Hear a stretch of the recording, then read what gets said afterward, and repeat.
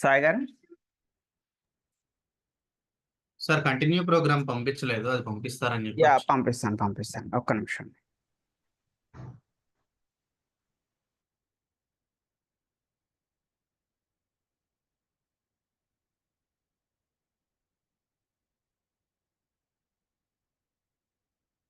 చూడండి, కంటిన్యూ పంపించాను, ఒకసారి సేవ్ చేసుకోండి.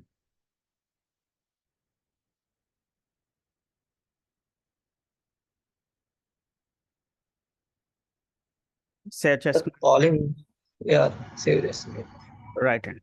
యా సాయి గారు, ఏమైనా డౌట్ ఉందండి? Sir, polymorphism ki abstraction ki కొన్ని ఎగ్జాంపుల్స్ ఏమైనా షేర్ చేస్తారు సార్?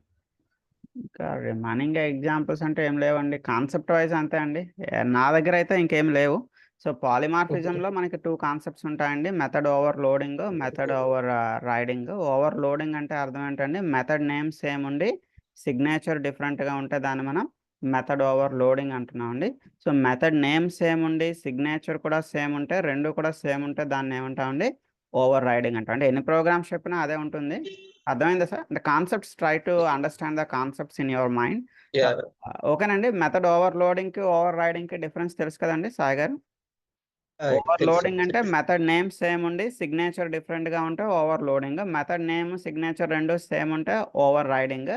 అబ్స్ట్రాక్షన్ అంటే ఏం చెప్పుకున్నామంటే ఎస్టర్డే, అబ్స్ట్రాక్షన్ లో ఒక అబ్స్ట్రాక్ట్ క్లాస్ లో మీరు కాంక్రీట్ మెథడ్స్ ని పెట్టొచ్చు, as well as abstract methods ని పెట్టొచ్చు. కాకపోతే అబ్స్ట్రాక్ట్ మెథడ్స్ మీరు ఎక్కడ డిఫైన్ చేయగలుగుతారండి? You need to define the abstract methods in all child classes లో మనం డిఫైన్ చేయాల్సి ఉంటుంది. రైట్, నా దగ్గర అయితే అదర్ ఎగ్జాంపుల్స్ అంటే ఏం లేవండి, మీకు ఇచ్చినటువంటి ఆ ఎగ్జాంపుల్స్.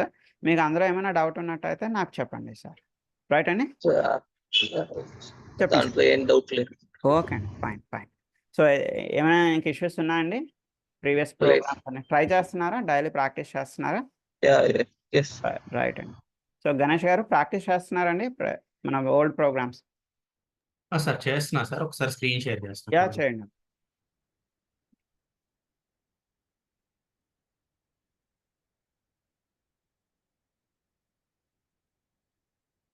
సార్. ఓకేనా సార్? Yeah I can.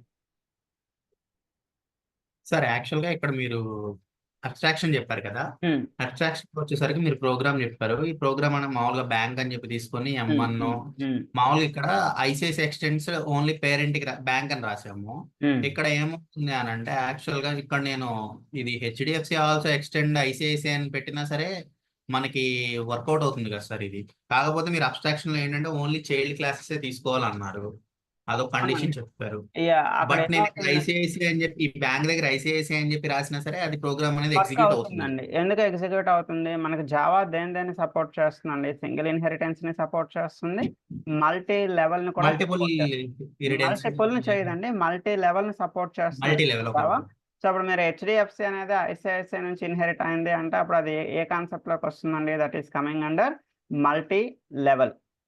అంతేనా? ఒకసారి బ్యాంక్ తీసేసి అక్కడ ఐసిఐసిఐ రాయండి ఫర్ ఎగ్జాంపుల్. సో రాస్తే అప్పుడు అది మల్టీ లెవెల్లోకి వస్తుందండి. మల్టీ లెవెల్ అంటే ఇప్పుడు నేను నా ఫాదర్ తాలూకా ప్రాపర్టీస్ని యాక్సెస్ చేసుకోవచ్చు, యాజ్ వెల్ యాజ్ నా గ్రాండ్ ఫాదర్ తాలూకా ప్రాపర్టీస్ని కూడా యాక్సెస్ చేసుకోవచ్చు. అర్థమవుతుందా సార్? ఇప్పుడు హెచ్డిఎఫ్సికి పేరెంట్ ఎవరు అవుతారండి? HDFC parent is ICICI. మరి ఐసిఐసిఐకి పేరెంట్ ఎవరు అవుతారండి? బ్యాంక్. సో ఇప్పుడు హెచ్డిఎఫ్సి అనేది ఐసిఐసిఐని ఉండే వాటిని యాక్సెస్ చేసుకోవచ్చు, బ్యాంక్ లో ఉండే దాని మీద కూడా సేమ్ రైట్సే ఉంటాయండి. సేమ్ రైట్స్ అంటే మీరు డైరెక్ట్ గా ఇక్కడ బ్యాంక్ అని రాయకపోయినా మీరు ఐసిఐసిఐ రాస్తున్నారంటే అర్థం ఏంటంటే, indirectly you are accessing your bank from the HDFC. Why? Because ఏ కాన్సెప్ట్ అండి ఇది? మల్టీ లెవెల్ ఇన్హెరిటెన్స్ మన జావా సపోర్ట్ చేస్తుంది కాబట్టి ఇది వర్క్ అవుతుంది. రైట్ అండి, గాట్ ఇట్? రైట్. సో అయితే ఒకసారి మొత్తం అన్ని బిగినింగ్ నుంచి చెక్ చేయండి, మీకు ఏమైనా డౌట్ ఉన్నట్లయితే రేపు అడగండి. ఓకే, రైట్ అండి. అదే క్లోజ్ చేద్దామా? Okay sir. అది ఇప్పుడు యాక్చువల్గా ఏంటంటే, ఇప్పుడు మీరు కాన్సెప్ట్ చెప్తున్నారు కదా సార్ ప్రతి ఒక్కటి. ఇప్పుడు చెప్తున్నప్పుడు యాక్చువల్ గా ఇప్పుడు నేను ప్రాక్టీస్ అయితే చేశాను నార్మల్ గా. ఇప్పుడు మళ్ళీ మీకు 15th నుంచో 16th నుంచో క్లాసెస్ వస్తున్నాయి అంటున్నారు కదా, మళ్ళీ క్లాసెస్ లో జాయిన్ అయ్యి ఇప్పుడు నేను ప్రాక్టీస్ కాకపోయినా సరే సేమ్ ఇప్పుడు నార్మల్ నోట్స్ వైడ్ అయినా సరే జాయిన్ అవ్వచ్చా?